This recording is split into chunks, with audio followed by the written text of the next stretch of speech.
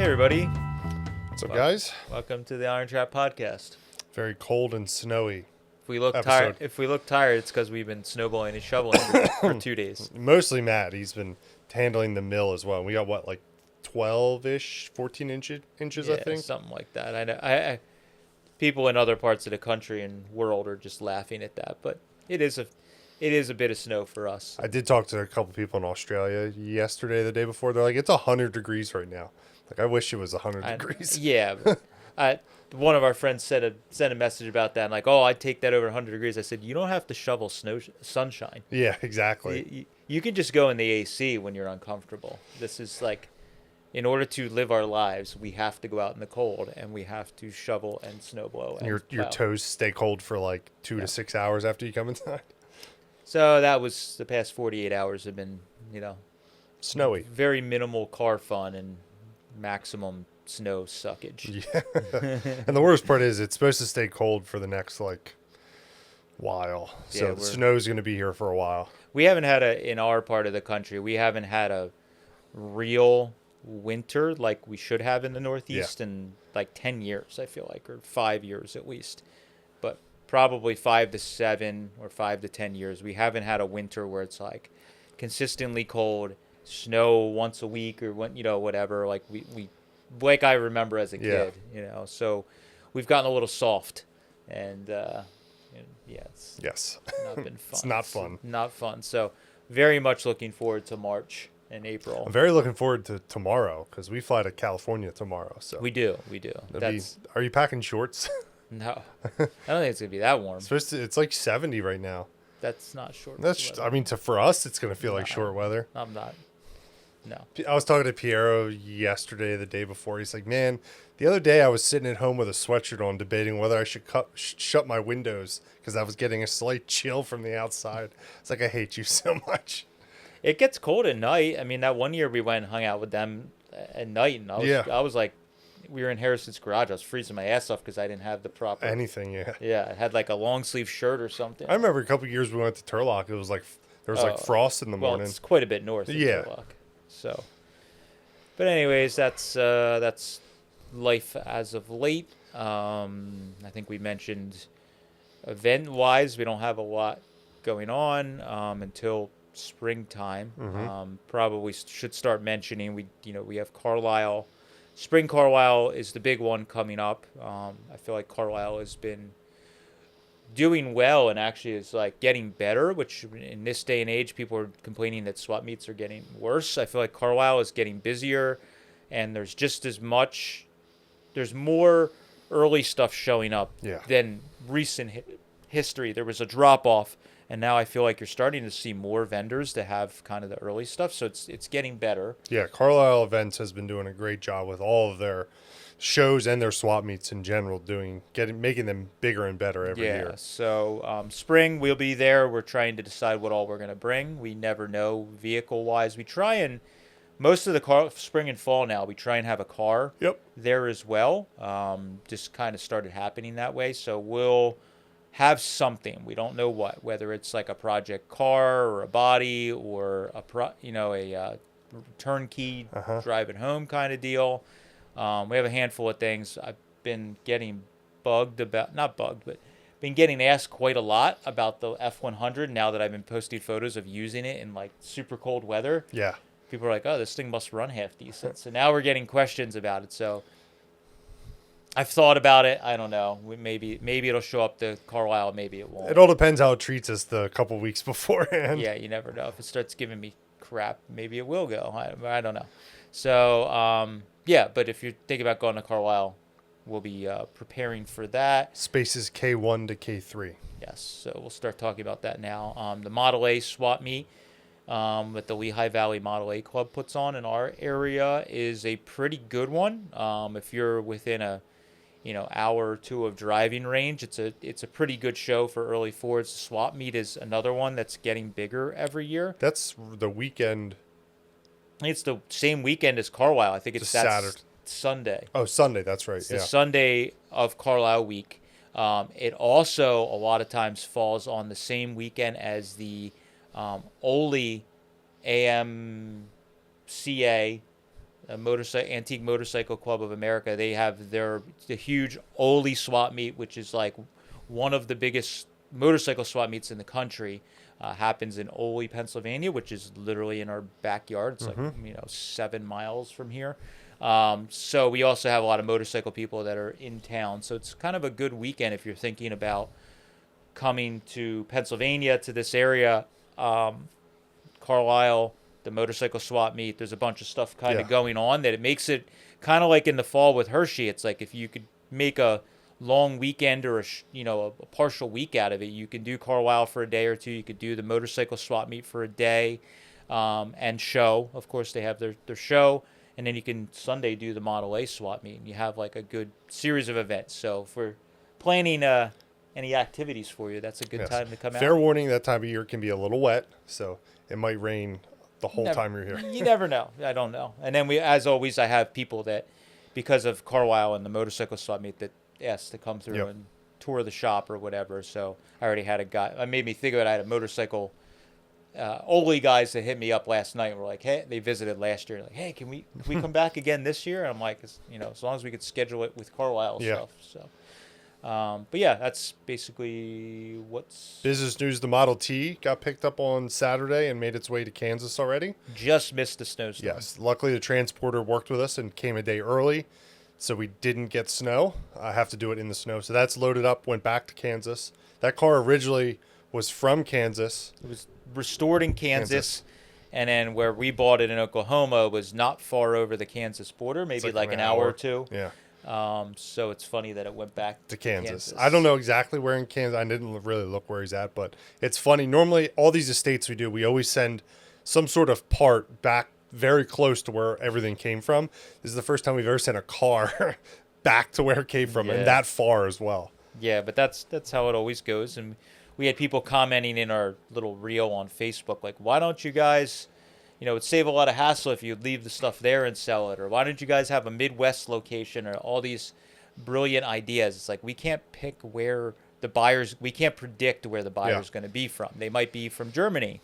And Kansas isn't a great place to ship cars from to Germany. No, not exactly. So I think we're doing okay where we're at. Yeah. I know everybody has business advice for us or logistical advice. Yes. But the way we do it seems to work okay. I'm sure there's more efficient ways if you sit down and think about it, but we couldn't have predicted that car was going to go back to Kansas. And remember, there's only 4 of us technically, so there's only so much all of us can do.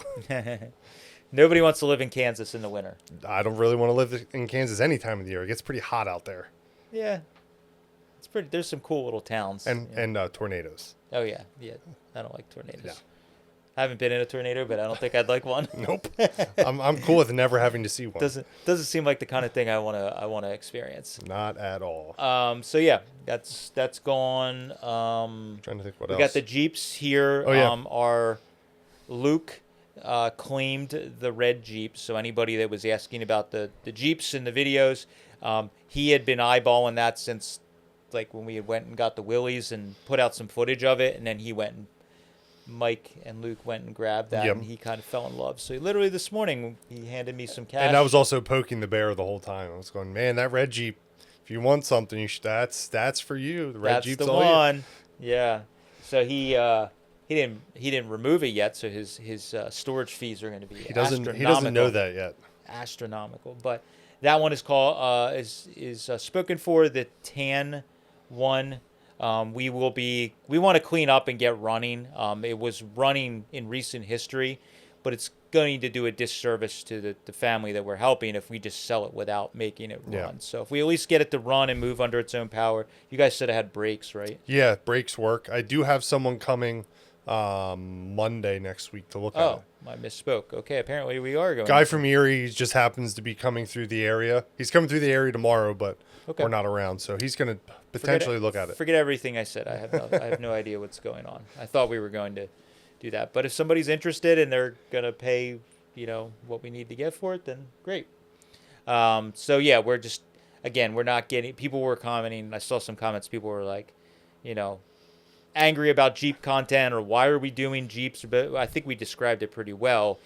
The owner of these Jeeps is a viewer of ours. Yep. and he's local, and he reached out to us to help him, and I actually kind of pushed them off. We were just so busy with everything going on that I told them it wasn't in our wheelhouse, and then they weren't able to take care of it themselves, so they kind of came back to us and just, you know, not pleaded, but just were like, hey, we really need the help. So we made, at that point, we had some extra help. Yep. We had the mill also. Yeah. When they approached us in 2024, and storage was the biggest. Yeah, I didn't have anywhere to store them. So so we're happy we're able to help them. We figured we might as well show that content because we like all kinds of old cars, and it also helps with our channel. You know, some new viewers may find our channel that are Jeep fans, and they enjoy the old hot rod stuff, so they may stick with us. So that's, you know, we try and show everything that we have going on now, and the channel has evolved, and it's not strictly hardcore how to do a patch panel on a Model A. It is more just IronTrap as a whole, and whatever we get into is what you're going to see footage on, and if you don't like it, then you may have to skip that video. Yep. So that's my short answer on that.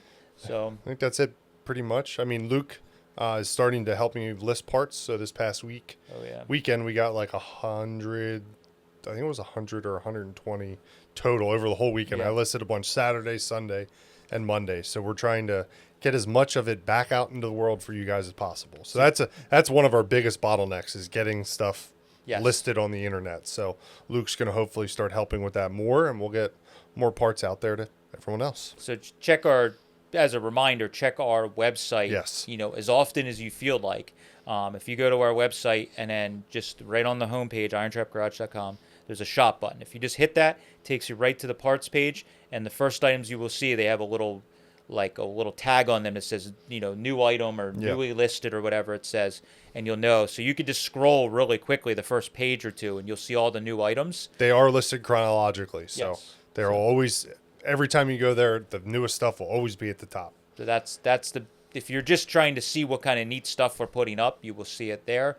The desirable stuff goes on our Instagram first, or gets sold just through the videos, people seeing stuff and emailing. So again, it's first come, first serve. So if you see something in a video or photos on Instagram, definitely DM or email us first, because that stuff goes. But they've been listing a lot of stuff from Connecticut. I've been noticing, like the 50s Mercury and Ford stuff that we don't list quite often, new old stock parts and different things. So if you're into that kind of stuff, definitely, you know, check the website. Yeah, I took it easy on Luke. I gave him all the new old stock stuff with part numbers so he could find it real easy. Yeah. Just spending hours looking up this weirdly shaped bracket trying to figure out what it fits.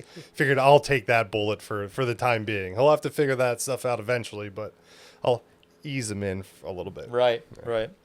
And unfortunately, the mill, with the weather the past couple of weeks being very cold here and snow, we kind of halted our progress. None of us really wants to work in that sort of cold and the snow. We do have a new garage door coming for that room that we've been working on with the repurposed wood from the feed bins. So the great thing is we got that one whole wall done, and now what's left is the original like 60s garage door that's pretty rickety and old. So we're getting a new garage door put in. So that's going to be awesome, because that whole wall will basically be it'll look great. Almost above. We have to do above the garage door once the garage door people are done, but that'll be really cool to have that whole wall kind of looking how we want. I'm itching to put up some signs and neat stuff, but I'll have to wait. But is that getting done the week we get back, or the week after? I think it's the week after we get back, I believe, is when it's. We'll have to get the driveway cleared so they can get the truck back there. Yeah, we'll be fine. I made a parking space. They can walk in. But yeah, so that's the exciting thing. And then as we get into spring, you'll really start seeing a lot of updates, especially in the week in the life of videos, where I'm going to try and dedicate myself, 1 to 3 days a week at the mill, trying to get some of that stuff done. Yeah, I've been trying to do the same too.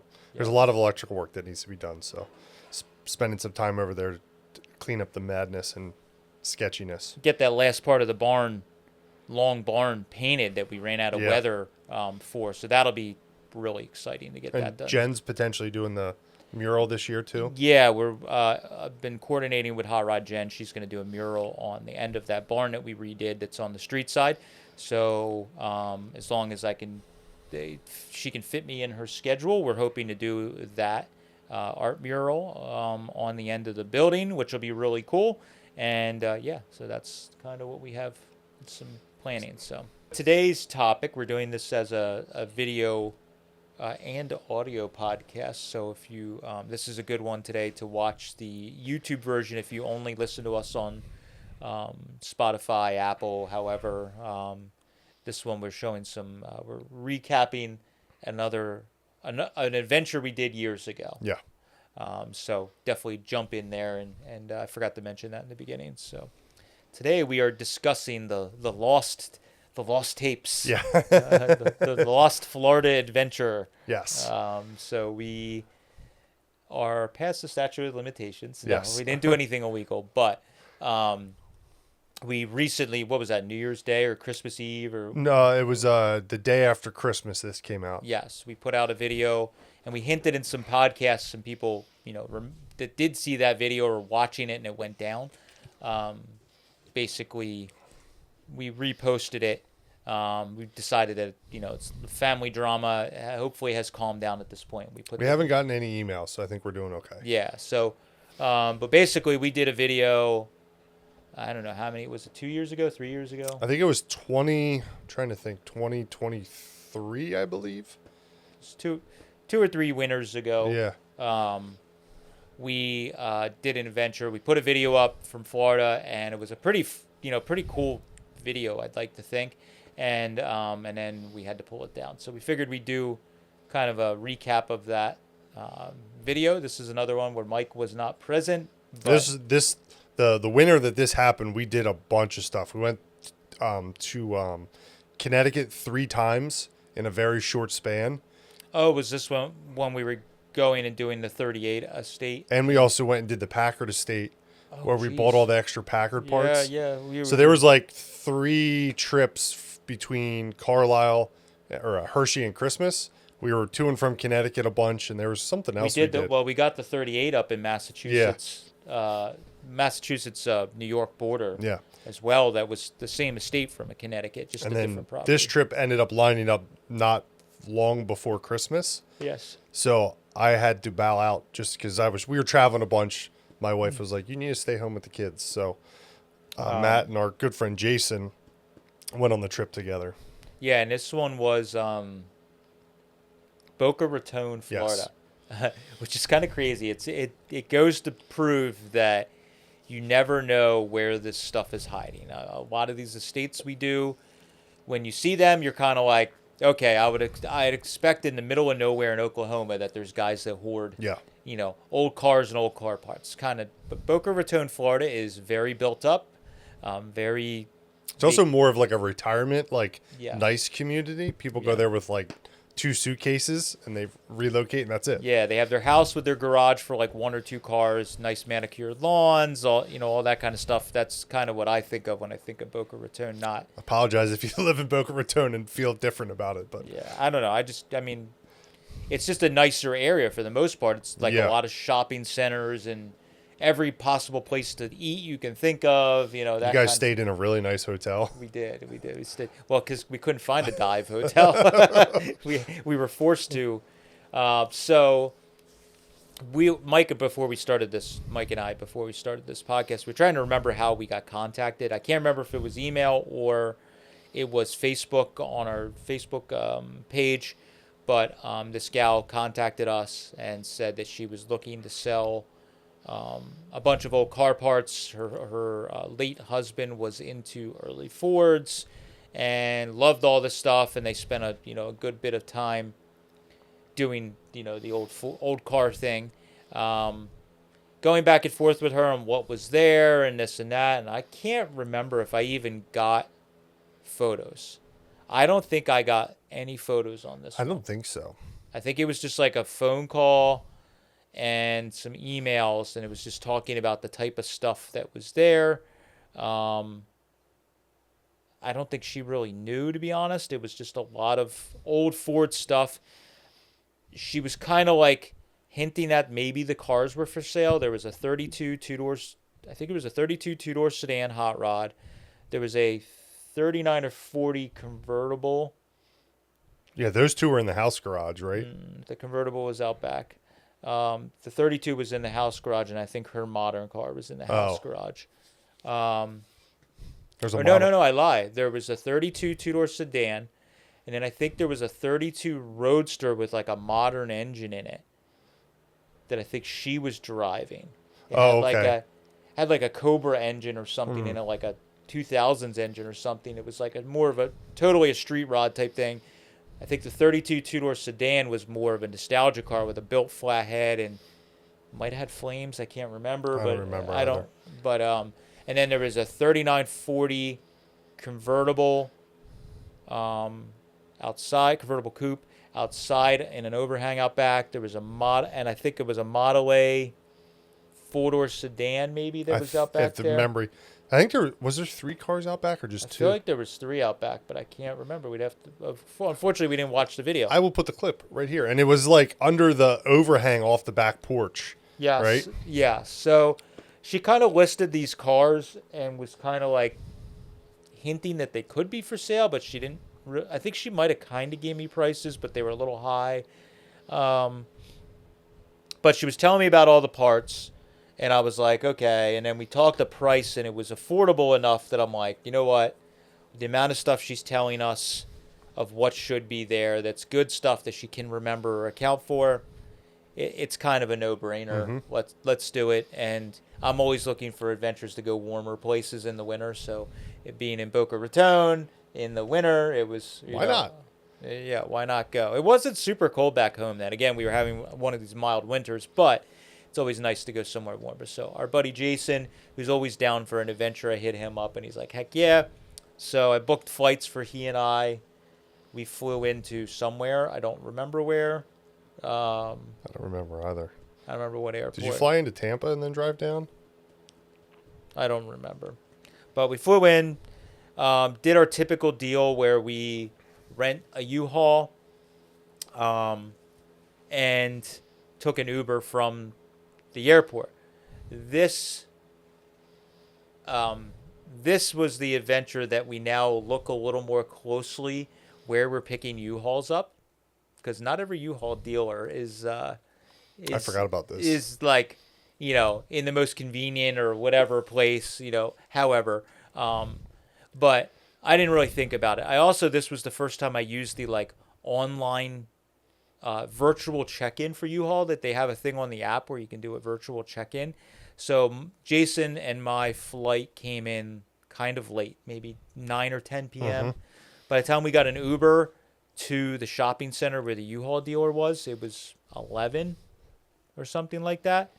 And it was a shopping center. Of course, our U-Haul was behind the shopping center, way in the back dark corner with no lights. Typically, the big trucks, they keep like way in the back, out of the way. Usually, we didn't even have a huge truck though, because we knew we didn't get a 26-footer. That's right. It was only like a 16 or 20-footer. I forgot this was a smaller truck.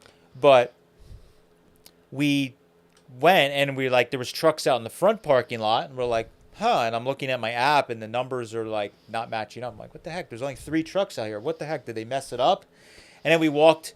Then we're like, oh, it says something on here about the key drop is in the back of the building. So we're walking around the parking lot. I have a bunch of money on me. Let me remind you guys of that. I was carrying my little backpack with some money. Jason's got his luggage. We look like we just came off a plane. An Uber just dropped us off in the middle of the parking lot at 11 o'clock. And we're walking around, and there's like I don't remember if it was I don't want to say the wrong thing. It was like a Caribbean bar, Jamaican bar. I can't remember. It was like, because they were playing the music they were playing, and the vibe was, this wasn't like your dive country bar, and that was the only thing that was open. So what I'm saying is, I don't care what bar it is. It was 11 o'clock at night or 11:30. There's alcohol, and people just kind of hanging out outside, smoking cigarettes and drinking and having a good time. And then there's 2 people that look like they just got off a plane, walking around the building like, hey guys, to the dark alley behind the building. Dragging the roller luggage behind you. Jason's the super tourist because he's literally got his roller luggage. Like, at least I have a backpack on, so I could have at least kind of looked like I was from the neighborhood just milling around. He's got his rolly thing. And we're like, oh my God. So we get around to the back of the building, and it's like you have to do this check-in thing. And it is an ultra major pain in the ass. You have to like take selfies of yourself, take a picture of your ID, do all this stuff. Photos of the truck. Photos of the truck. Well, you don't even get that far. To check in, you have to authenticate yourself. Oh yeah. The truck is after you get the key, you do all that. You're on the home stretch there. So I'm like taking selfies of myself. Oh, it's too dark, getting better lighting, your ID, all this stuff with the app. Then they need to verify that's you, so they needed a second person. So then Jason has to like verify himself. Then I call the customer service, and they're like, oh, well, we need his cell phone number. We're going to call him to make sure it's him. It's like an hour-long process in the dark alley behind the U-Haul next to the bar with a bunch of drunk people. And we're like, this, if there was ever a recipe for us getting fucking jacked, this is the time. And I don't know if I would say it was a bad neighborhood. It was just a bar there. And when you're two people from out of town in the back alley, it was a little unsettling. Yes. So we got it all to work. Somehow they eventually called Jason, did all the stuff, blah, blah, blah. Then the app finally tells me, go to this, there's all these little boxes with padlocks on them. Here's the combination to open it up. And then after you go through this whole process, the fucking combination is like this. It's like 1, 2, 3, 4. And I'm like, are you kidding me? Like, it's one of the ones where you just turn the numbers. Yeah. It was like 1, 2, 3, 4. And I'm like, super secretive, guys. Super secretive, but great. And so, because of this, we now almost strictly pick up cars during U-Hauls during operating hours because it could be an absolute nightmare. Yeah, I mean, I get why they do it. It is great, especially for drop off. It would be good. Yeah. But for pickup, the process is such a pain in the butt. I don't think I would ever do that again. And again, you don't know. Some of these areas, they change at night. So that shopping center during the day is probably great. The bar isn't even open during like 10 a.m. But when you go there at 11 o'clock at night on like a Friday night or whatever it was like not. And sometimes U-Haul, I will say, we try and book at like the big storage facilities because they always have trucks. There's usually someone on site. It's much more convenient. They can correct issues on the fly. Yeah, U-Haul just changed your pickup location. Like our one trip to Minnesota that happened last year, we were supposed to go to a big U-Haul center. They changed us, and we ended up at an Indian grocery store. Which actually worked out great. It did work out great, but we didn't have a good feeling. Well, we like pulled up. We're like, this is where we're getting the U-Haul truck. Yeah, it's a similar feeling where you're going to get screwed. And then it was awesome because there was a shop cat, and the guy was super pleasant. Yes. We just had to drive over the curb and around an abandoned couch to get out of the... Drove over the couch. Oh, yeah, drove over the couch, over the curb to get out of the parking lot, which was great. But yeah, so Jason and I got the truck. I remember we went to Wawa in Florida, which was that's kind of a weird feeling. Real experience because for anybody that doesn't know, Wawa is a chain in our regional area mainly. Started in the greater Philadelphia area, like a convenience store, but they make sandwiches. If you pay attention to football or any Philadelphia type stuff, Wawa is very much a part of the greater Philadelphia life. So everybody knows what you can get at a Wawa. You go to Wawa as a Philly, Jersey type areas, you just go. Actually, I don't know if they're that much in Jersey.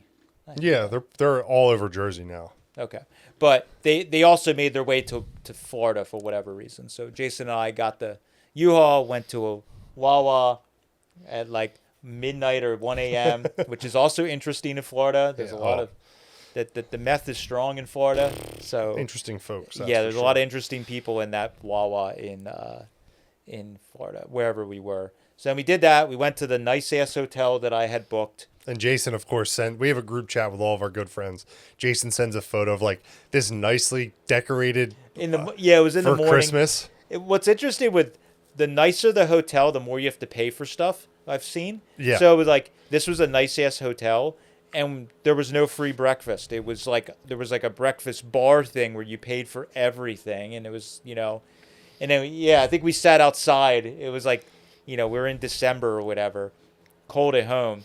And Jason and I, the next morning, are sitting out there having orange juice and coffee and breakfast on the balcony. And it's all decorated for Christmas with like palm trees and stuff. Yeah. Jason sends a photo and be like, man, Mike, you guys never stay in nice hotels. This thing's really nice, Matt. Matt spent all the money on me. Yeah, God damn it. That was good. But the great thing is that the place was literally two blocks from the estate. Oh, I didn't realize it was that close. It was super close. We went across the street. It was like a major road. I think we went across the street and back 2 blocks, made a left or a right, and the house was right there. It was very close. So it was all these shopping centers and suburbia type stuff, and then we went and and it was I don't want to say an older neighborhood, but kind of an older neighborhood, a few streets back, and unassuming type deal. Houses are close together. They did have garages there, but everything's tight together, fairly small yard, just, that part of, how a lot of stuff in Florida in the, suburban areas are like that.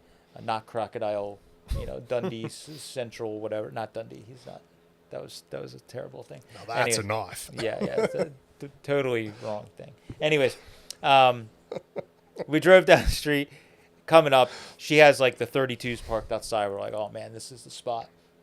And like I said, the whole time she was very pushy with when we were getting there, what we were doing, how long it would take, all this different stuff. And it was but we do get in some of these estates that they just want to take care of it.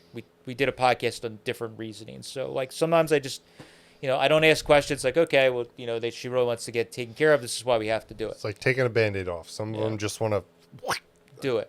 So we get there. She's showing us the cars. They're all, the 32 two-door sedans, super cool. I think she took us in the house, and really nice house inside. Get in the house. There's a gentleman there with her. And we're like, and she's starts explaining that, how long is this going to take, whatever. And I'm like, well, I don't know.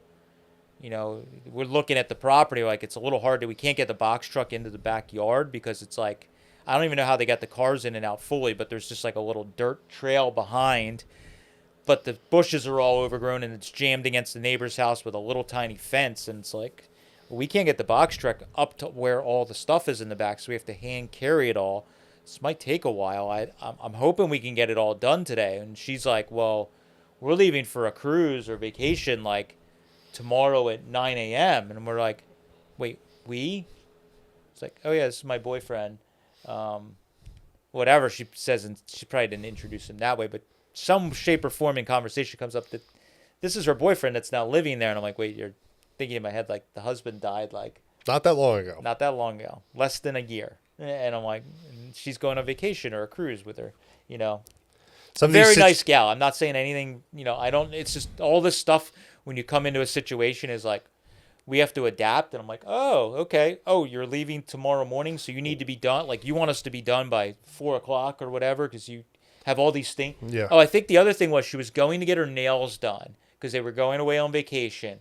And he had to go do something. It was all this stuff, so they wanted us to be done. She's like, oh, I have a nail appointment at 2. I'm like, 2? How are we going to get all this stuff out? No, there's no way we're going to get all that done. And she's showing us around. We get to the back of the house, and there's the glass doors. And I look through the window, and there's 13 cats. I'm like, or actually, it starts out with there's a few cats. And I think there might have even been 1 or 2 that were in the house. And I was like, oh, I love cats, taking photos, sending them to Kate. And then you look out, and there's more cats. And then she goes near the door, and she goes, oh, yeah, I feed some of the neighborhood cats. It opens the door, and it is a menagerie of stray cats, and you get hit with the smell of cat piss and shit. And we're like, oh, God. There's a lot of cats. And then we walk outside, and it's I don't know if, I guess some people maybe have not experienced this before, but myself, traveling a lot, riding BMX in sketchy areas, digging through abandoned houses and places my whole life, traveling Europe and going to, Eastern Europe where there's stray dogs. Yeah. There's times when I've been to places where you go somewhere and there's a whole colony of stray cats, and they scatter like rats. Yeah. So we walked up, and it was just like there was little baby kittens and big cats, and they started darting and bouncing off the walls and just going on. We're like, holy shit! Like this is. I feed a few of the stray cats. No, the whole she feeds the cat colony in Boca Raton. And they're procreating. Yes. Also, it wasn't like she was catching and releasing. There was lots of kittens and young cats and kittens and all. It's just like, holy crap. This is one of the reasons I'm actually glad and upset I didn't go on this trip. This is the reason I'm glad I didn't go, because it was kind of disgusting. But there was also a bunch of crazy stuff. So it's like, yeah, I want to go, but I didn't want to smell like cat piss. This was one of the more, even though it was in Boca Raton and it was in a nice area, this is one of the more disgusting ones that we've ever done. It was just because after her husband died, I think she started feeding the cats more extensively, and it just got into a whole thing. I mean, there was a lot of cats. I don't know if there was 100 cats, but I wouldn't doubt that there was 100 cats that came and went in this area. There was at least 50 for sure. I'm more surprised we didn't end up with a cat back in Pennsylvania, because you guys did load a lot of stuff into the truck. That's true. And the truck was open for a very, very long time. I wouldn't have been too upset if we had some. Until you opened the truck and there was a very pissed off kitty cat inside. He probably just took off. Yeah, so so it was that. She takes us in the backyard. We start walking around, and it's like, you could tell that there was stuff missing. I'm like, well, so first of all, some of the stuff, there was the cars under the overhang. There's like some flathead engines, some parts in the front, cabinets with parts. She's like, basically any of the old car parts are yours. There's stuff behind a shed in the back. There's stuff in a shed in the back. There's like another shed overhang barn thing, another little, shed over here. And she's like, well, anything old car stuff is yours, blah, blah, blah. But we're like, well, to get those engines out, we really need to move the cars. And she's like, well, I haven't been able to start that car, whatever the random thing she's telling us. I'm like, well, that's cool. If you just have a handful of tools, if they ran that recently, we could get a jump pack or a battery charger, and we might be able to start them, And she's like, oh, well, I sold all the tools to some other guys, and they came and took most of it, but like some of those toolboxes they're supposed to take, but there's no tools in them, and she's kind of complaining about them. But basically, she sold all of the tools and equipment off the property.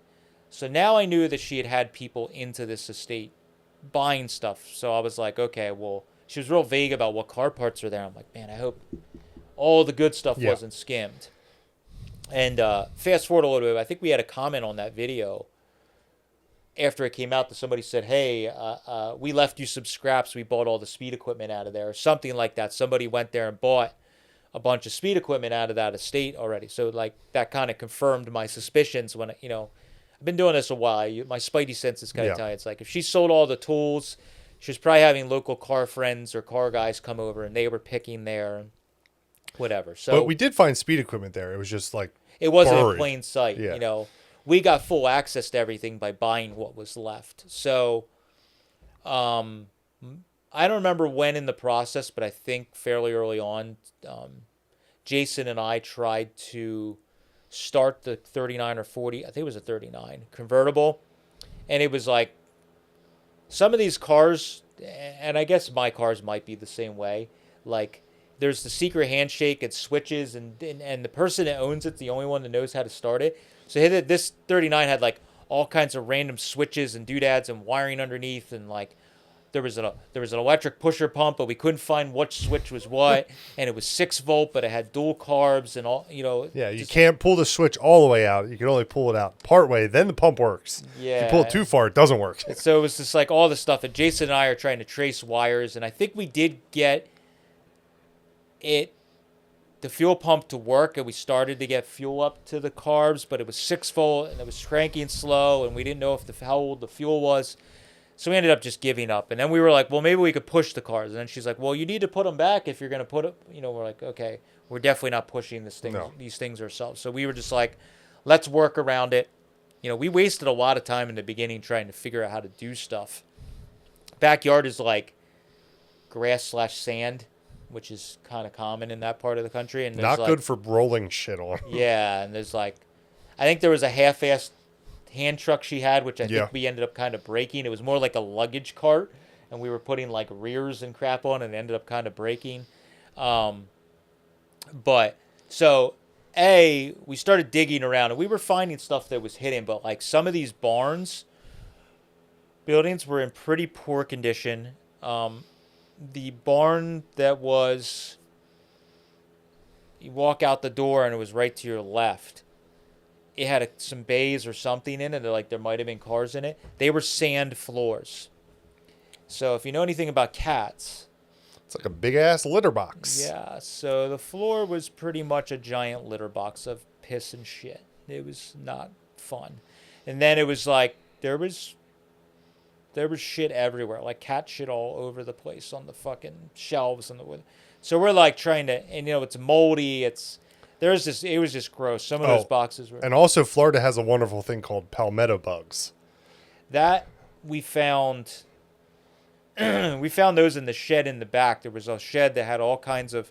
There was a shed in the back behind that one I'm talking about, with the litter box shed behind that. There was just like a prefab, like they drop them off with a trailer. That's the one that had the Model A engine in it, right? It had a Model A engine, had a couple of Model A engines in it, and there was the Model A engine that was like all hot rodded. And that was one of the key pieces that she kind of told me about that, lured us in, because the little bit of stuff she told us was worth as much or more than what was there. So we were like, all right, well, the things she can remember, this should be pretty good. So of course I went back there to see that engine, and it had 281s on it. I think it had a high Winfield head and a Burns intake. And then there was all kinds of boxes of books and magazines and literature. And she's like, yeah, you guys could take all that out. You want paper, whatever. In cardboard boxes. And like, as we're going through them, I opened them up because the boxes were, we couldn't tell if they were moldy or got wet. Sometimes stuff floods in Florida depending on hurricanes and all that stuff. So I opened them, and like, I don't know if I was taking some of the books or magazines out. We were trying to separate the good and the bad. And it was like a colony of those bugs came flying out, and I screamed. They're cockroaches. Yeah, they're Florida, they call them palmetto bugs, but they're goddamn they're cockroaches. giant cockroaches. And when you don't even know they exist and don't expect it, I screamed like a little girl, and I jumped back. That's a great clip. It's just not fun. And then we were finding them everywhere. So it was like a haunted house the whole time, because you're moving stuff around in a shed, and there's a cat in there that's hiding, and then you go to move the thing, and the cat like is freaking out trying to get out around you and knocking shit down, and scares the crap out of you. Scares 3 other cats you didn't know were there. And it's like, oh my god, and then you're opening boxes and there's bugs coming out. It's just like, this is not. It smells like cat piss. It's just not fun. I'm actually so glad we did this. And there was bees' nests. I forgot about that. I got stung. There was the other shed in the back. They had all the mechanical, heavy, greasy stuff in the back. There was a giant bees' nest in the ground. And I saw some bees around that building. Didn't think anything. I'm not, not allergic. And it's like, whatever. And then as we start moving stuff out of that shed, there was heavy stuff, rears and different things, and we're moving stuff around. I come out, and there is a swarm of bees, and I got stung like 3 times when I tried to push the one door open, because they were in the ground or under the shed, and the more we were banging around, the angrier the bees were getting. I'm like, oh, great. We got bees, we got palmetto bugs, we got, angry stray cats everywhere. I'm like, this is good fun. Glad I was at home. But I'm glad we did this in the wintertime, because bringing all those palmetto bugs back to the cold, at least it killed any remnants. We had 0 infestation back at the I think that's warehouse. when I found them, then I went through every box of books and magazines, and I handpicked only what we wanted, because I didn't want to just put the whole boxes in. I was like, you know what? It takes time, but we do it. So Jason and I are using like little red wagons and carts and whatever she had laying around to ferry all the stuff. We threw a bunch of like plywood down that was laying around there. Not enough plywood to make it all the way to the truck either. No. So when they did heavy stuff, you had to like leapfrog. Yeah. Such a pain in the ass. But yeah, we were like, there was rears and stuff. It was a huge pain in the butt. And again, all of these videos, we always get people that are telling us how we should have done it. Monday morning quarterbacks. You guys should have done this. You should have done that. I think we didn't have the gate pulled out right. I think that was the one mistake we did do. We didn't put the gate up on the flush on the thing. I think one of the reasons you got did when you pull the U-Haul thing out, it rests down, then you have to pick it up onto the truck. I think you kept it lower to get the angle lower because they pushed a V8 and that. Oh yeah, because we had jack stands. Because it was still really steep, but we got like jack stands and stuff to like teeter it up higher to get it more level. And that was a painful one to edit. I was just watching them going, this had to suck. Tried to use ratchet straps to pull the engines up in.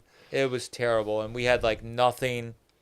No tools, no equipment. It was just totally trying to MacGyver it all. It was terrible. So it was just, we got banger engines were actually not bad because we could get them on a hand truck and kind of roll them up. The banger engines are much more manageable.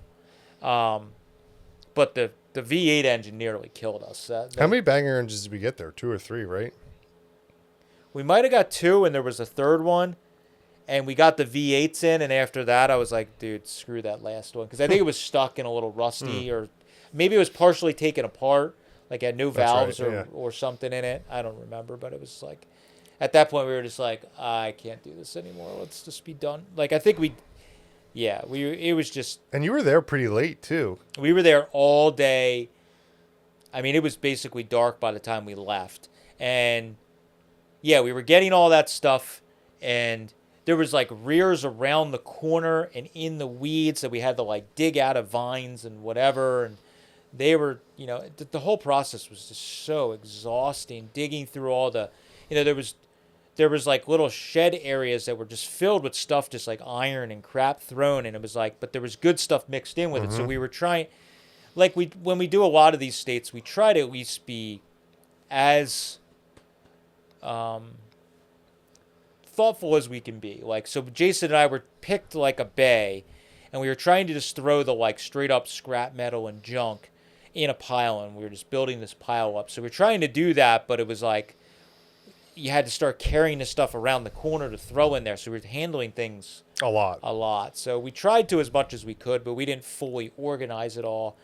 And then there was, like we talk about in the videos, it's like, well, is there anything else? Is there any areas in the house? Is there, there's no basement, of course, but it's like, is there anything, in the attic, a loft? She goes, oh, there is some stuff that's up in I did see some car parts in the garage loft. And that seems to be in Florida like a common thing. There's like a crawl space or a loft in the garage. So much like the one where I got the 32.3 window, there was like the pull down, fold down attic stairs, and it got pretty hot there. I remember it was pretty warm. It was like 75 or 80. No, it was in the mid 80s by the middle of the day. I think it was like unseasonably warm even for there, and sweating our asses off. And I went up into the attic area, and there was a ton of stuff. And I think I found another banger intake up there and some speed stuff. There's some pretty good stuff that was up in there, and I remember just sweating my ass off up in there. And when I was about to go up into the attic, she goes, well, I can't find a bag of money. So if you guys see, I don't remember the dollar amount, 20, 30, 40, I think it was 25. 20 or 25,000. She said that my husband would always tell me he had 25,000, whatever the number is, let's say it's 25, put aside. That was like his, if he found a car money, which we all car guys kind of always, a lot of them do that, especially the old timers. They keep that money, the cash aside, because if you ever find a deal on something, you got it ready to go. We've been paid with that money, and sometimes they're $100 bills that are like the old style $100 bills. You're like, where the hell did you get these bills? And they're like, oh, I've had that stuff saved for 45 years. Yeah, so she said, I can't find it. And I think she said it was in a Crown Royal bag, if I remember. A hilarious place to put money. Yeah, and she's like, I've looked everywhere. I could not find it. He said he always had it. So if you find it up in the attic, let me know. I'm like, okay. So I was looking for the Crown Royal bag, but I did not find it, unfortunately. I think what happened, after all this happened, the tool guys never came back to pick up the remainder of the tools. Yes. So what we're pretty sure happened is it was stashed in a toolbox. There was a whole line of toolboxes and cabinets. And we think that one of the people she had there picking, buying like Ford parts, or the tool guys, Mm-hmm. found the Crown Royal bag with a giant pile of money, and they didn't. We're thinking it's the tool guys because they didn't come back and get all the toolboxes and the rest of the stuff because they probably didn't want to come back because she might have realized that they took the money and they didn't want that confrontation. So somebody probably scored big time with that. I didn't find it. I found a lot of good parts up in the attic. It was hot as hell, but we got them all down. We found some like tools and like flathead specific tools and parts in some of the cabinets in the house. And we got a pretty good load. I maybe you remember a little better what all we got there, but There was a lot of because someone already came through and bought a majority of the good speed equipment. There's a lot of just good mechanical parts. There's a ton of Model A engine parts, which we normally don't get because we kind of just, unless we're getting it in a state, we don't seek it out. So we got a ton of like the side covers for the valve train goes, all like the timing cover and stuff that bolts onto the flathead engine, bell housings, oil pans, like a lot of that stuff. It's not worth a ton of money, but it's all good stuff we didn't have in inventory. Yeah. And there was a lot of 39, 40 parts Yeah, I too. remember in the back in the B shed, there was a bunch of like juice brakes, spindles, a lot of that. I remember Jason and I making a bunch of trips. These shelves were loaded with heavy stuff and pulling all that. And books. That was the most amount of books we've ever gotten. Yeah, I'm still selling them. I got 2 or 3 giant piles of books still. That's just all kinds of different manuals. And he was real big on, wasn't he a Ford service tech at some point? He was. Yes. So there was like 70s. 60s and 70s, like original Ford service manuals. Every body style, every truck, car. There were so many. Mm-hmm. And I remember, what was I going to say? I remember when we were going through, like as you're going through this stuff, you kind of learn about the person, and it's like you start finding different stuff, and like another reason I could tell that there was people had been in there. He had multiple 32s, and there was like no 32 stuff, and it's like any guy that's in the 32s usually has a few spare things, extra stuff. And she, I don't think was forthcoming that she sold some of that stuff because I think she could sense that I wouldn't have been interested if a bunch of people had been through there. But once we were there, I'm like, well, he's got a 32 two-door sedan. He's got, that Roadster. And even though some of it was street roddy, it's like there was no 32 stuff. Not even like a repro grill hanging on the wall. Yeah, it's very odd for a 32 guy with multiple 32s to not have an extra grill or just any type of parts. He did have a ton. He was the old guy that when you buy a reproduction part, you buy 5. I still have a bin of reproduction stuff from him that's just like, he was buying 5 of everything. Yep. And there was just like bins and bins of gaskets and seals and like banjo rear end gasket kits. There's like I remember that. Stacks and stacks of them. I do remember that. Yeah, we had the box truck like jammed in the corner all day, and Jason and I just loaded and loaded and loaded all day. But I remember when we got to the engines, we had the V8 engine left, and it was sitting next to the 39 or 40 convertible. And I was like, it looks decent. And it turns over by hand, and I'm like... That's the green one we just ran, right? Yeah, and I was like... We were like, after we got the bangers up, we were like, dude, I don't know how we're going to get this V up. This is going to be terrible. So I was like, let me just talk to her. So I went over and I asked her, I said, what's the deal with that engine? Does that go with the whole deal? She said, yeah, everything goes... I'm like, what's up with that engine? You know anything about it? She goes, oh, that was the engine out of that convertible.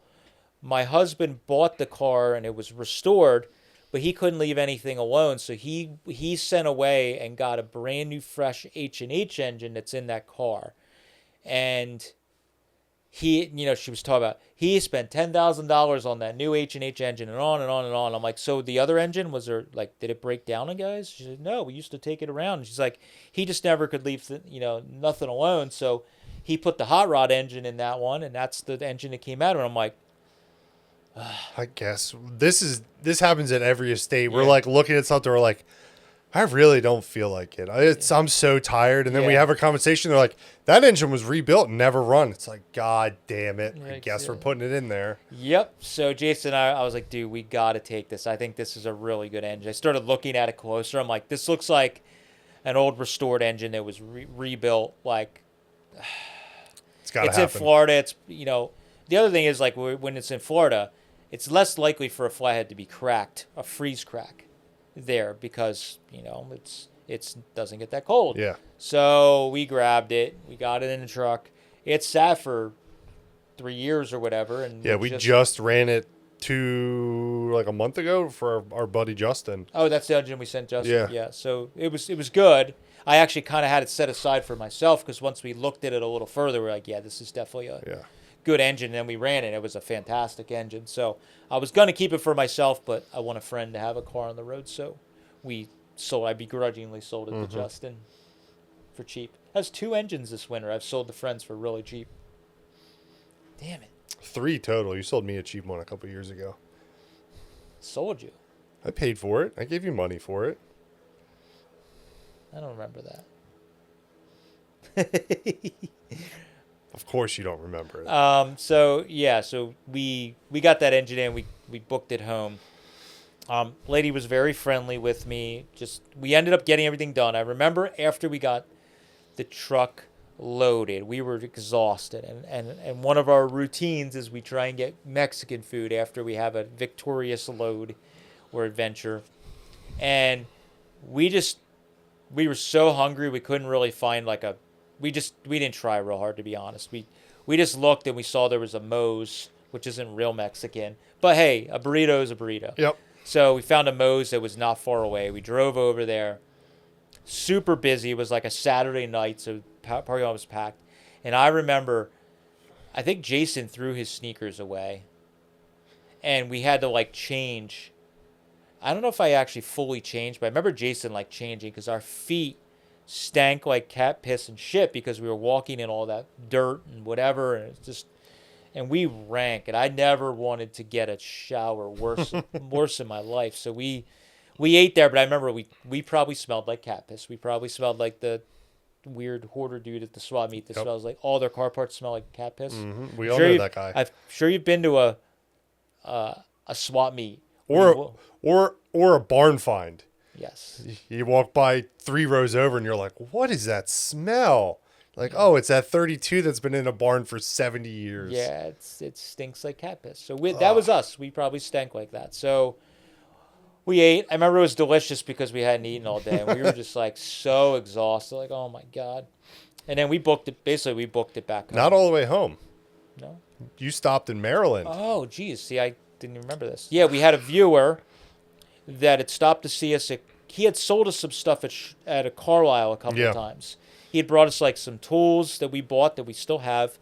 Our brake drum measuring tool came from that guy. Yeah, and he sold us we got a Kingpin press, like an old Snap-on one. He sold us some tools, which was really cool. We have some people that come to Carlisle every year, and they'll bring us stuff for trade or for spending money. We'll buy some stuff. They bring it right to our booth, which is fantastic.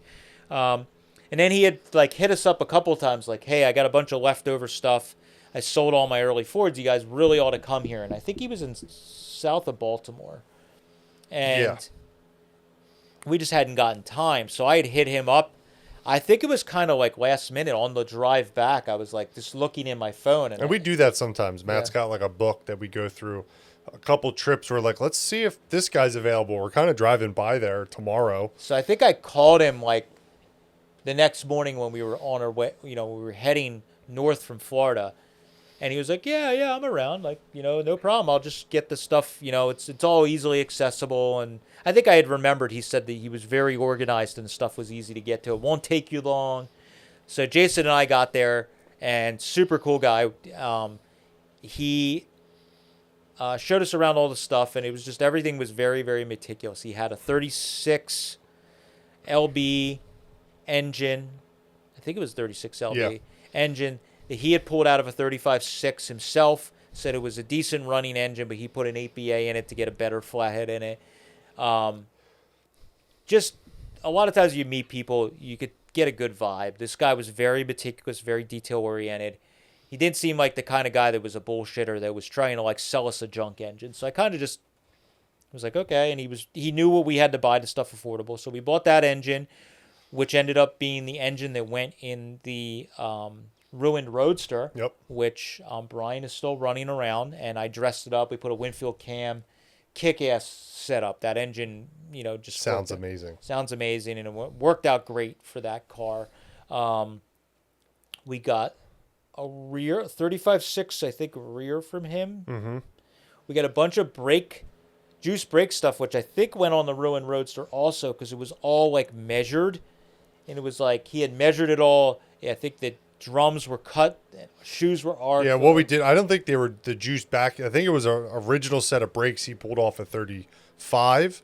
But those have wider drums that you can use with new juice brakes. It was all a juice brake conversion. But for wire wheels, which we were going to put on the Roadster. Yeah, so anyways, we ended up using some of that stuff on the Roadster. Yeah, I don't know if we sold anything from we got that. I think we kept all of it to use. We sold a few things. I think there was like a malware distributor. There was some odds and ends we sold. I think we got a trans, which might have went in one of the cars. I don't remember. It might have went in the ruined Roadster. No, it was a 39 box. I think we got like a 35.6 trans. I think that 39 box went in the convertible, the 38. No, he didn't have. I don't think he had a 39 box. I think it was a 36. Oh. It was the stuff he pulled out of that car put better stuff in, if I remember correctly. Anyways, it was a short trip, but we made a quick little stop and ended up being a bunch of really good stuff. And it was the exact opposite of our Florida stop, where it was like he had an engine hoist. It was a nice, easy backup into his driveway. We spent more time BSing and visiting with him than we did loading. The stuff was in a nice basement, pulled it all out, put it in the truck, garage, loaded it up, and it was really good. I think we've seen him at Carlisle since then. Yeah. And he emails us every now and then, but it was really, really good. But we got all that stuff booked at home, and and then all of it got unloaded at our old warehouse. It was at the old Pottstown warehouse. Yeah, it was. And then, like a lot of our videos, stuff a lot of times comes out pretty quickly. People always ask about that, like, how long ago was that filmed? Some of these adventure videos, it was filmed 3 days before that, or less than a week. So I think this one was one of those ones that was like... All of our videos are that way. There's very few videos that there's large gaps between filming it and putting it out. Sometimes they're not like people think we're a TV show where you filmed it last year. Like, we do, like right now, this winter we've been a little ahead, so it might be 2 weeks, but it's never more than that usually. No. So that video came out pretty quickly after us getting back, like very quickly, days. Probably. It probably came out the Sunday after you guys got back. So a week, it was basically like a week. The lady had added me on Facebook and was just like very, very friendly. She was really great, nice, easy to deal with. She didn't, when we were there, I was asking about the car, like the 32 two-door sedan, the convertible, the Model A. She was like, yeah, those will be for sale. I'm going to keep the Roadster, because I can drive it. Like I said, I think it was more street rotted, so it was easier for her to drive. And I was kind of, the two-door sedan, I was like, man, how much for that? She was just being like kind of evasive. She gave me prices on the phone, but then in person, didn't seem like she was really trying to sell them very hard. Whereas the parts, she was like, on her ass. And I'm like, well, I'd be interested in that 32 or that convertible maybe, and whatever. And I think the convertible she quoted at $60,000 or something crazy. And I'm like, it was too much. Yeah. The 32 I think was a little better, so I was kind of like asking about it a little bit, but just she didn't seem as warm and fuzzy to sell the cars. And then I don't know. It was, we put the video out on like a Sunday, I'm guessing. Yeah. And then I get a text message from her shortly after the video comes out. It was like 9:30, 10 o'clock, I'm pretty sure. The video wasn't out very long. Yeah, and she sent me a message and said, hey, I don't even think she saw the video. She added me on Facebook. And I actually don't add me on Facebook. I don't add most people. If it's my personal account, I generally don't add people. Yeah. Nothing personal. If I don't actually know you, or if for some reason 15 years ago I added you because maybe I was trying to buy something off Marketplace or whatever, or you added me, and I delete you, Nothing personal. Trying to keep my personal Facebook to people I only actually Where were know. we driving that one time? You went through it and spent like 3 or 4 hours just like going through. It was like, I don't know who, I've never talked to, because like when you go to Facebook, you can go to messages, and he's like, I've never even talked to them. I don't even know who they I think are. when we first started the channel and I was at Eastwood, I felt bad, so I would just like add car people, and I think a lot of people on Facebook do that. They just add anyone that's a car person, or if you comment on a post in a Facebook group and that guy sees that you like 32s and he likes 32s, they add you. And you see some of these people that have like 5,000 friends on Facebook. Well, what I started to find is that my feed, especially in the last handful of years where people are very outspoken about political beliefs, which I'm fine with. I'm middle of the road. I don't care either way. We talk about this a lot. I 100% do not post anything political any which way. But there's a lot of people that are very outspoken and on both sides. I don't go to Facebook for political shit. I don't go for any of that. I want to see cute animals, what my friends are up to, family type stuff, things like that. And so I started deleting people, and now my friend request maxes out all the time. It's 1,000 plus. Do they send you a notification when it's full? Oh, nice. Well, it's always full, but they send you a thing that they're going to delete old requests that are more than a year old or something once you reach over 1,000 or whatever, 2,000 requests, and I get that message all the time. And so wild. But anyways, so sometimes with some of the family stuff, I get it that the people don't fully understand how Facebook, how some people are with Facebook. So I added her just to be friendly. Yeah. And again, she was really like my husband. We did all this stuff together in the car hobby and and it's like, so being interested in some of the cars, I probably left it in some shape or form. Well, if you get to the point where you do want to sell that 32 sedan, keep me in mind. Mm-hmm. So I guess I posted a photo of me pushing the engine that either Jason took or was a screenshot of pushing the engine up the truck. It's just a ridiculous photo. And so I posted on my Facebook as like a profile photo or something, and she must have saw that. She texted me and said, please, can you not post any photos from when you were here, or footage from when you were here, or anything that you could tell that you were at my property, because I'm having a problem with my stepdaughter. Oh, you're the second wife. Was not mentioned. No, it's not mentioned.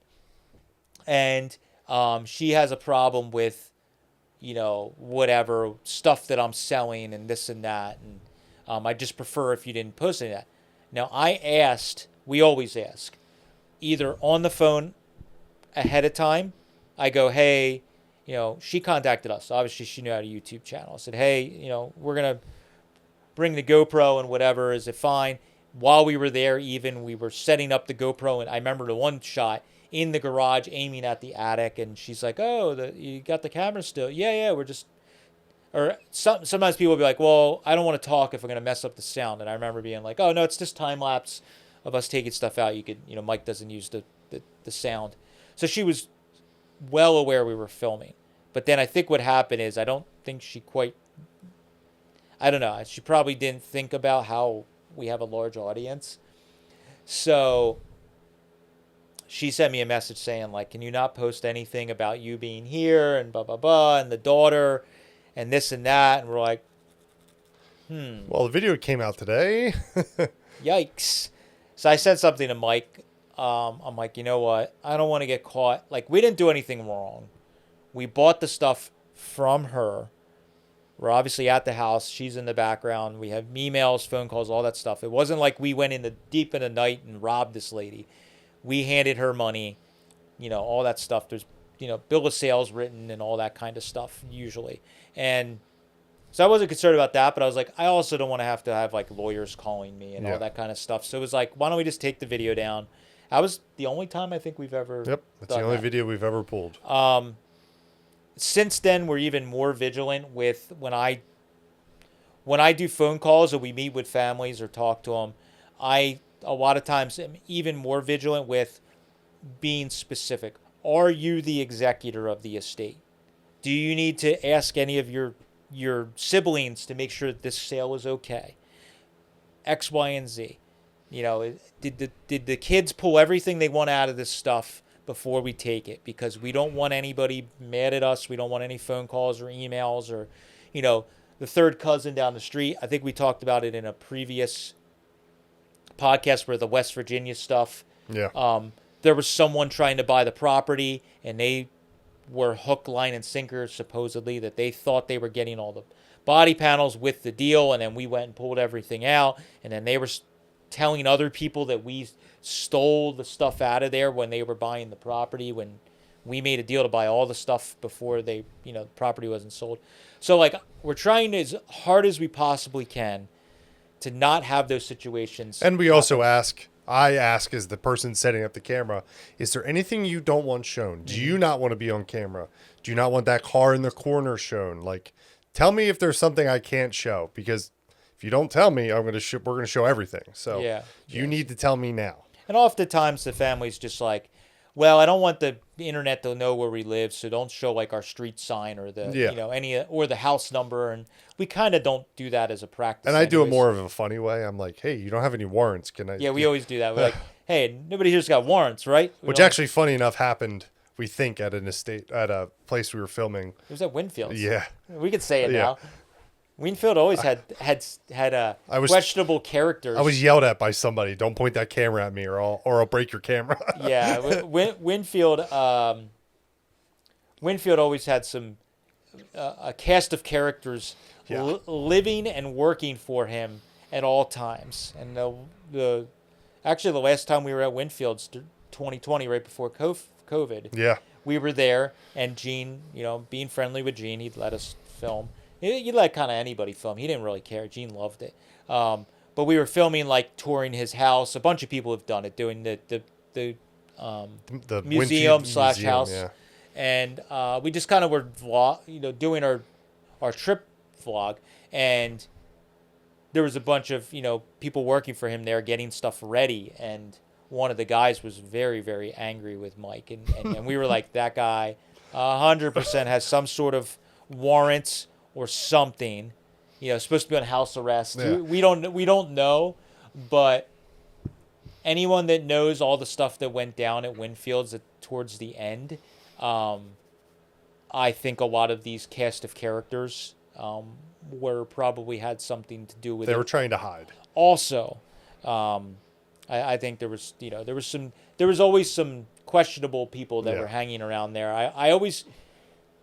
I'm going on a side tangent. When people ask me what it was like at Winfield's, when the handful of times I was there, and I kind of say that I feel like Gene ran it like what it was probably like in a hippie house or something in the 60s, where it was like people just kind of came and went, and it was like, if you're cooling down, man, you can come and hang out. If you want to stay here for a little while, or you want to work once in a while and then disappear for a month, you can, because that's how Gene always described it to me. It was like, oh, that guy, he only comes down for 2 weeks a month, and then he goes back home to Washington to, for a little while, and then he comes back, and then this guy, it's like, it was always this stuff. He had a couple guys that were always around that were solid. Jimmy was a solid dude that was, that was around forever and was his right-hand man, but there was always a cast. So after that experience, we always kind of say that as a joke, because you never know. Yeah. It's kind of a joke, but also not. Yeah, we're professional, but also in a not serious way. We're like, hey, you cool being on camera? You don't have any warrants, right?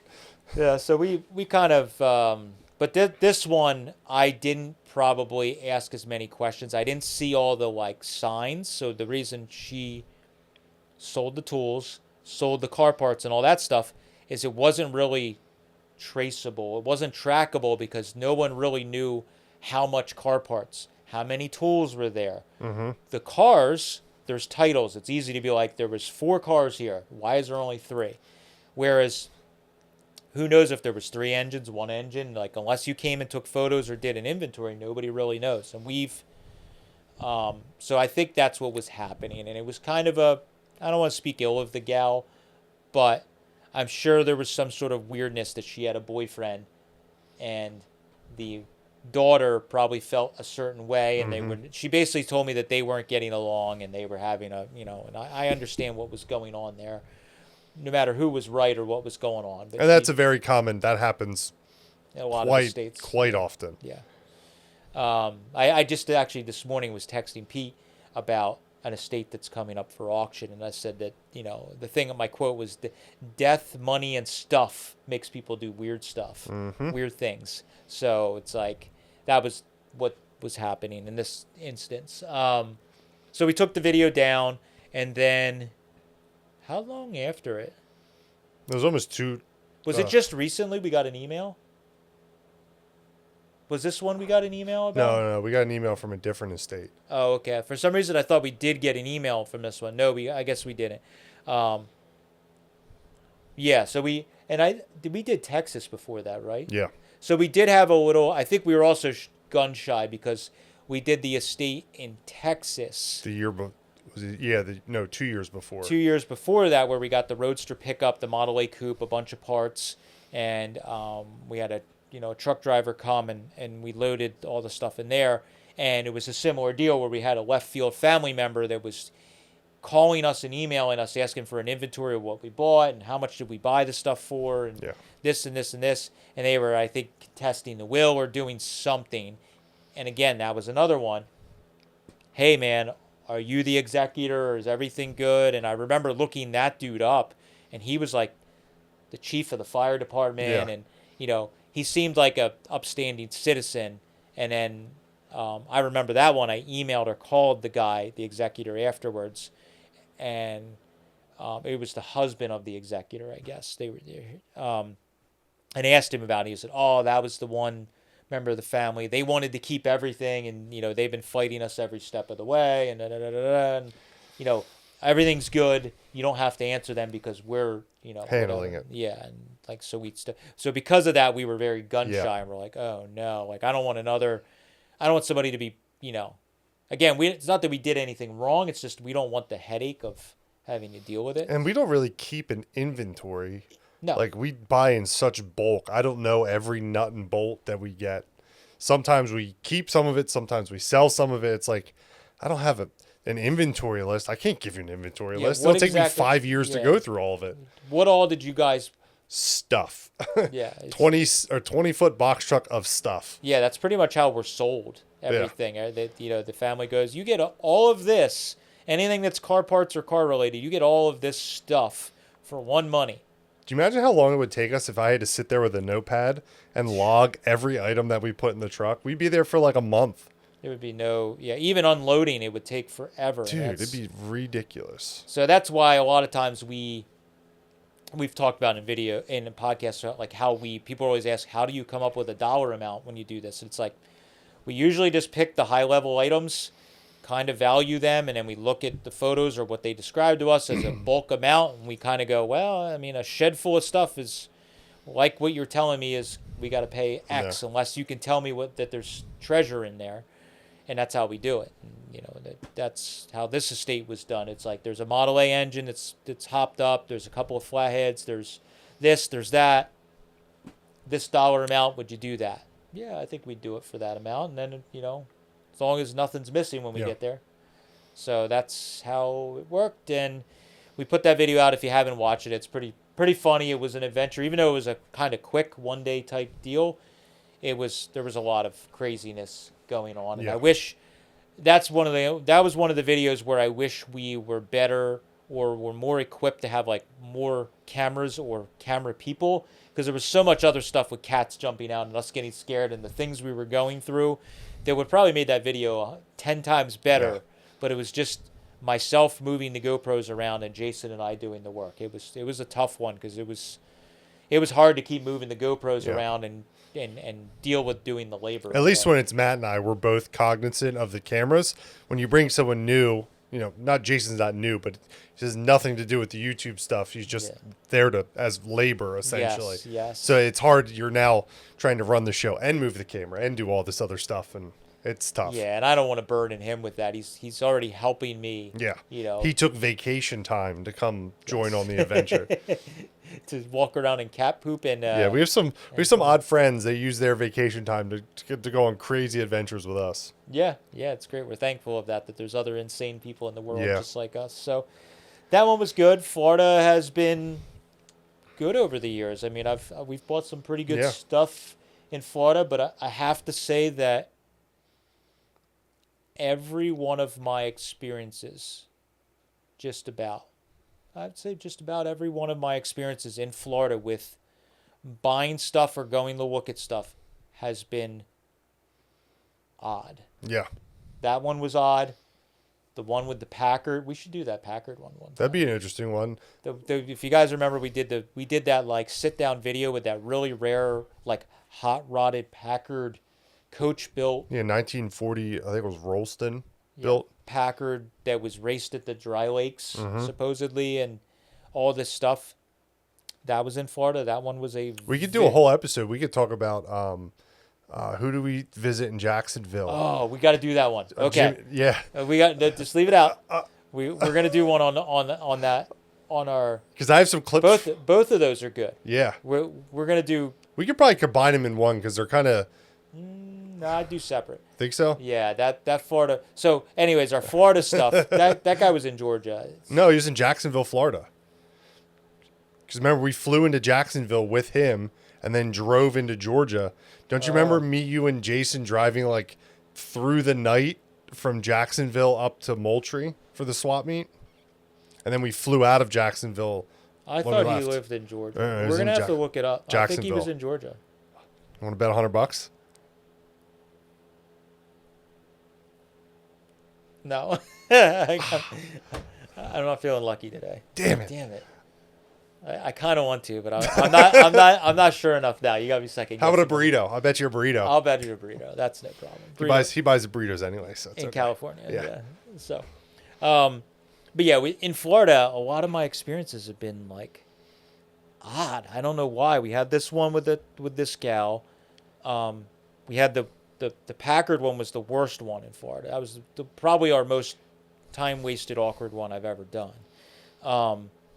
The 32.3 window that I just did, not that it was not sketchy. It wasn't sketchy or weird or anything fishy. It was just an odd one with the way it all went down. It just was odd. The junkyard in Florida, too? Junkyard in Florida was kind of weird and cool, but weird. Clint lives in Florida, so that's also weird. Clint's weird as shit. He's in Florida. Shout out. I don't think Clint watches these, but shout out Clint. But he's, we had one good experience. Nelson. Oh, yeah. Nelson's cool as shit. He texted me like 2 or 3 days ago. He just bought something from us the other week. Yeah, he's looking for some parts. He texted me something rare, like high clearance wheels or something. He texted Nelson's me. a good dude. Really good dude. Yeah, that was like, okay, I take it back. But yeah, we bought stuff from him. All right. Well, I lie. All right, there's one good experience. Yeah. I got a freight pickup, so we got to end the podcast. All right, guys. Thank you for listening. We appreciate it. If you have any ideas shoot them to us. Make sure you check out the podcast coming up. This month, we are recording this month in February. Yeah. We are recording 3 good in-person interview podcast sit-downs with them. Pretty well-known people. One of them is very famous in the hobby. We're pretty excited about that. Yes. That we're going to do. So you definitely need to check those out. We're making a point this year to try and do more, pepper in some of those that I think will be really, really interesting. We did the museum, Beller Museum, and that one I thought was phenomenal, and everybody in the comments really liked that. So we're going to try and do more of those. So make sure you subscribe if you haven't on any of the audio platforms, and watch them on YouTube, because I'm really excited about the podcast. It's been pretty fun. Yes, it has. It's been growing. So thank you guys for listening, watching. We'll catch you next time. See you.